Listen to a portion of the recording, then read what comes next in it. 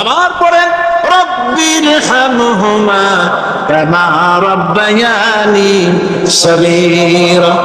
আল্লাহ পাক মায়ের মর্যাদা এত বাড়াইছেন। সাহাবী প্রশ্ন করেছে, ইয়া রাসূলুল্লাহ, খেদমত করব কার? হুজুর বলেন, তোমার মায়ের, তারপরে কার? তোমার মায়ের, তারপরে কার? তোমার মায়ের, তারপরে কার? তোমার পিতার। বাপের চাইতে মায়ের মর্যাদা আল্লাহ 3 গুণ বাড়াইয়া দিলেন, 3 গুণ বৃদ্ধি করে দিলেন। হাদিস শরীফে এসেছে, হযরত আবী হুরায়রা রাদিয়াল্লাহু তাআলা আনহু রাসূলের কাছে এসে রাতের বেলায় কাঁদতেছিলেন।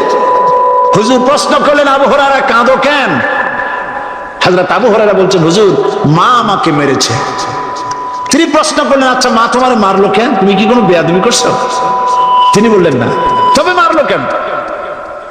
হযরত আবু হুরায়রা বলেন, ইয়া রাসূলুল্লাহ, আপনার খেদমত থেকে বাড়ি ফিরতে আমার দেরি হয়ে গিয়েছিল। গভীর রাত্রে যখন বাড়ি গেছি, মা আমাকে প্রশ্ন করলেন, বাবা দেরি হলো কেন, কোথায় ছিলি? তাম পৃথিবীর মানুষ যেই কদম মোবারক চুমু দিতে পারলে ধন্য হয়ে যায়, সেই আখিরি জামানার পয়গম্বর নবী মুহাম্মদ রাসূলুল্লাহ সাল্লাল্লাহু আলাইহি সাল্লামের দরবার থেকে আসতে আমার দেরি হয়ে গেছে।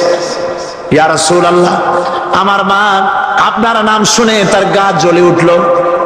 তিনি কাফের, মুশরিকা। আপনার নাম শুনে অগ্নিশর্মা হয়ে আমাকে ধরে পিটানো আরম্ভ করলেন আর বললেন, আবু হুরায়রা, হয় মুহাম্মদ সাল্লাল্লাহু আলাইহি সাল্লামের বাড়ি ছাড়বি, নইলে আমার বাড়ি ছাড়বি, কি করবি বল? মার খেতে খেতে আমি বললাম, মা তোমার গায়ে যত শক্তি আছে আমারে মার, তোমার বাড়ি শুদ্ধ, তাম দুনিয়াটা ছেড়ে দিতে পারি, মুহাম্মদ রাসূলুল্লাহর কদম মোবারক ছেড়ে দিতে পারি না। হুজুর আমার মা গলা ধাক্কা মেরে আমাকে বের করে দিয়েছেন। হুজুর বলছেন, আবু হুরায়রা, মা তোমাকে মেরেছে আর আমার কাছে নালিশ করছো? আমি তোমার মায়ের কোনো বিচার করতে পারবো না। সুবহানাল্লাহ, এত বড় পাওয়ারফুল নবী, শানওয়ালা, ইজ্জতওয়ালি, বরকতওয়ালি, এত বড় নবী বলছেন মা মেরেছে, আমার করার কিচ্ছু নাই। সুবহানাল্লাহ। তোমার মা মুশরিকা হোক আর যাই হোক, তোমার মা। সুবহানাল্লাহ বলে। আমার বন্ধুগণ, হযরত আবু হুরায়রা বলেন, ইয়া রাসূলুল্লাহ, মায়ের বিরুদ্ধে কোনো অভিযোগ নিয়ে আমি আপনার কাছে আসি নাই। হুজুর বললেন, কেন আসছো বলো খুলে। আবু হুরায়রা বলেন, হুজুর আমি জানি আপনি আল্লাহর দরবারে যদি কোনো ব্যাপারে হাত তোলেন আল্লাহ মঞ্জুর করে ফেলেন। আপনি দয়া করে আমার মার জন্য দোয়া করেন, আল্লাহ যেন হেদায়েত দিয়ে দেন। আমার নবীজি দুখানে হাত উত্তোলন করলেন, বললেন, আল্লাহুম্মা ইহদি উম্মা আবি হুরায়রা, আয় আল্লাহ আমি দোয়া করতেছি আবু হুরায়রার মাকে হেদায়েত নসিব করো। হুজুর হাত তুলে মোনাজাত করছেন। আবু হুরায়রা দৌড় দিলেন বাড়ির দিকে। কয়েকজন সাহাবী হযরত আবু হুরায়রার জামা টেনে ধরেছে, এই ভদ্রলোক দৌড়ায় কেন? এত শান্ত মানুষ, কখনো গরম হয়ে কারোর সঙ্গে কথা বলে না।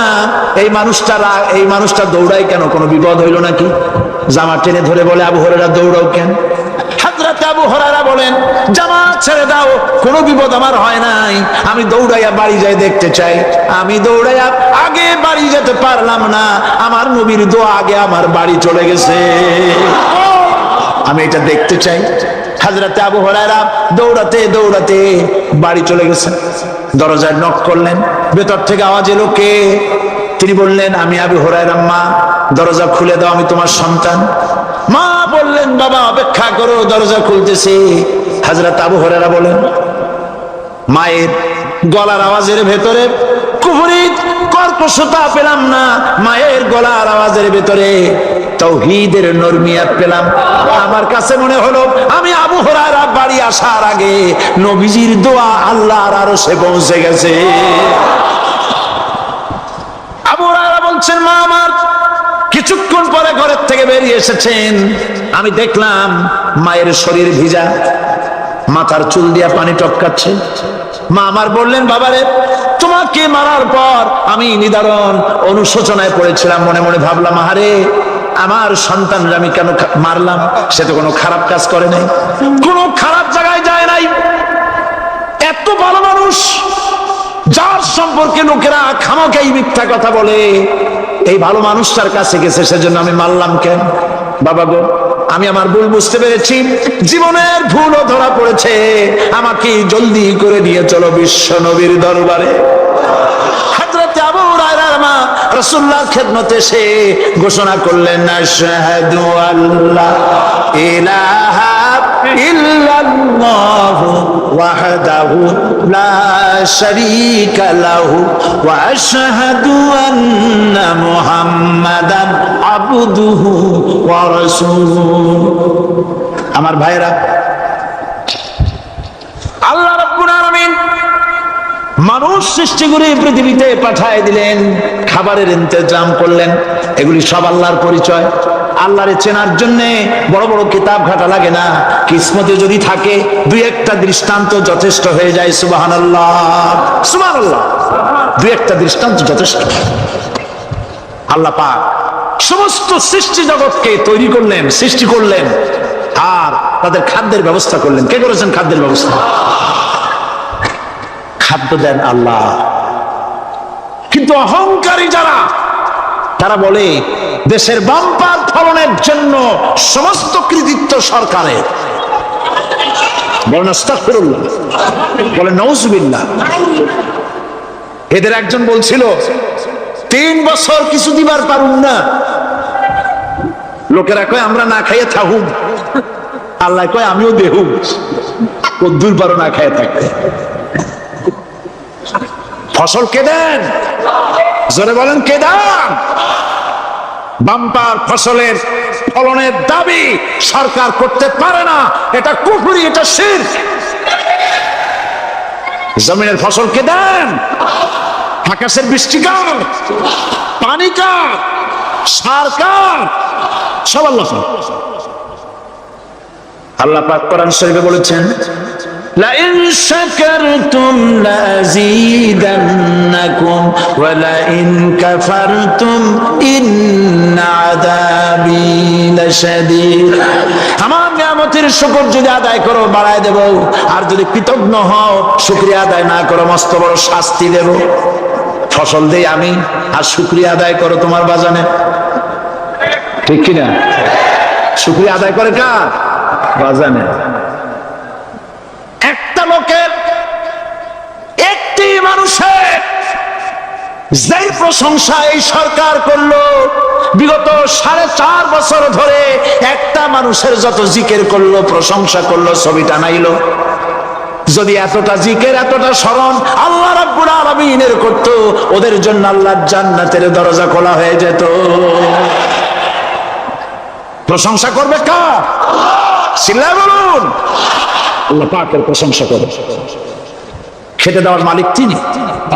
আল্লাহ পাক বলছেন আল্লাহকে, তার পরিচয় আল্লাহ তুলে ধরেছেন, ওয়া মা মিন দাব্বাতিন ফিল আরদি ইল্লা আলাল্লাহি রিজকুহা।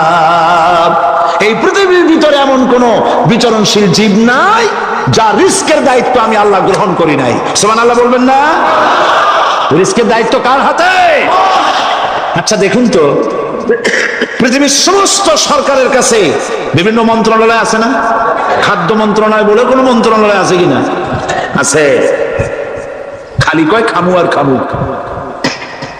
খাদ্য মন্ত্রণালয় আছে, থাকার পরেও মানুষ না খাইয়া মরে, ঠিক কিনা? এবার একটু তাকান তো, জ্ঞানের চক্ষু দিয়া তাকান, ফরেস্ট এরিয়া, বাঘ আছে কিনা? নাই। সিংহ আছে কিনা? গন্ডার আছে কিনা? হাতি আছে কিনা? বিশাল বিশাল প্রাণী আছে কিনা? জঙ্গলে ছোট্ট প্রাণী থেকে, পোকা থেকে শুরু করে গন্ডার পর্যন্ত, টুনটুনি পাখি দিয়ে শুরু করে ঈগল পাখি পর্যন্ত, নদীর ভিতরে ছোট্ট চুনো পুঁটি থেকে শুরু করে তিমি মাছ পর্যন্ত। প্রাণী তত্ত্ববিদরা বলেছেন সমুদ্রের ভিতরে এমন এমন বড় বড় তিমি আছে যে একটা তিমির ওজন 5000 টন পর্যন্ত হয়ে যায়। 5000 টন তিমিটার ওজন। এর যখন বাচ্চা হয়, তখন বাচ্চার দৈনিক দুধ লাগে 50 থেকে 60 মণ পর্যন্ত। কে ব্যবস্থা করে? রুহান মান ফেরেশতা। তো ওর মা যেমন বাচ্চা তো সেরকম হবে, ঠিক কিনা? কে দেয় খাবার? এবার দেখেন তো আপনার দেশের এই জঙ্গলে কত হাতি আছে, হাতিরা মিছিল করে আসছে যে আল্লাহ আমাদের এখন আর খাইতে খাইতে দিতে পারে না, বাংলাদেশের গভর্নমেন্ট কিছু দাও। আসছে না, খাইয়া ক্ষুধার জ্বালায় হাতি মরেছে, বাঘ মরেছে, সিংহ মরেছে, এর কোন দৃষ্টান্ত আছে? ক্ষুধার জ্বালায় আকাশের উড়ন্ত পাখিরা ছটফট করে মারা গেছে, দৃষ্টান্ত আছে? নদীর মাছেরা ক্ষুধার জ্বালায় ভেসে উঠেছে, না খাইয়া মরে গেছে, দৃষ্টান্ত আছে? মহান আল্লাহ রাব্বুল আলামিন কোরআন শরীফের ভিতরে বলেছেন অনেক প্রাণী এমন আছে যারা তাদের খাদ্যকে সঞ্চয় করে না, খাদ্যকে জমা করে না, আহরণ করে না। সকালবেলায় একটা খাবার খেলো, দুপুরে কি খাবে তার জানা নাই। শকুন পৃথিবীর মাঝি থেকে 3 মাইল উপরে ওড়ে, তার চোখকে আল্লাহ পাক এত তীক্ষ্ণ বানিয়ে দিয়েছেন, এই চট্টগ্রামের কোথায় মরা গরু আছে 3 মাইল উপর দিয়ে দেখতে পায়? সুবহানাল্লাহ করতে ইচ্ছে করে না। এই প্রাণীগুলি খাবারগুলি কোনো গভর্নমেন্ট জোগাড় করে রাখে নাই। আল্লাহ পাক বলেন সবার খাবার আমি দেই। সকালবেলায় সমস্ত প্রাণীগুলি, মহাশূন্যে পাখি, পানির ভিতরে মৎস্যরাজি, জঙ্গলের ভিতরে হিংস্র প্রাণী, পোকামাকড় থেকে শুরু করে সবগুলো খালি পেটে সব বেরিয়ে যায়, কারো কোনো খাবারের মজুদ নাই। সন্ধ্যা হতে না হতে সমস্ত প্রাণীগুলির পেট ভরাইয়া আমি আবার যার যার ঘরে বেরায় দেই।